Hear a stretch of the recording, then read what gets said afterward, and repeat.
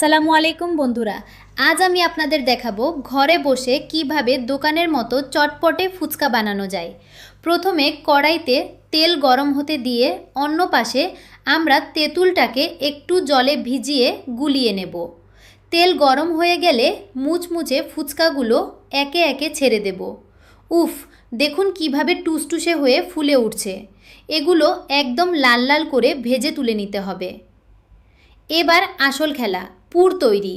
প্রথমে শুকনো লঙ্কাগুলো ভালো করে ডলে গুঁড়ো করে নেব। এরপর সেদ্ধ করা আলুগুলো চটকে নিয়ে তাতে দিচ্ছি কুচানো পেঁয়াজ, পরিমাণ মতো লবণ, মচমচে ঝুরি ভাজা সেদ্ধ করা মটর আর চানা। আহা, দেখেই জিভে জল চলে আসছে। এবার স্বাদের টুইস্ট আনতে আমরা এতে দিয়ে দেব স্পেশাল চাট মশলা আর আগে থেকে তৈরি করে রাখা সেই ঝালমিষ্টি তেঁতুলের কাই। ব্যাস, আমাদের ফুচকার পুর একদম রেডি। এবার একে একে ফুচকার পেটে এই দারুণ আলু মাখাটা ভরে নেওয়ার পালা। সবশেষে বানিয়ে নেব টক জল। তেঁতুল গোলা জলে দিয়ে দিচ্ছি জলজিরা, 1 প্যাকেট ফুচকা মশলা, অল্প স্বাদ মতো নুন। একটু নেড়ে নিলেই তৈরি আমাদের স্পাইসি টক জল।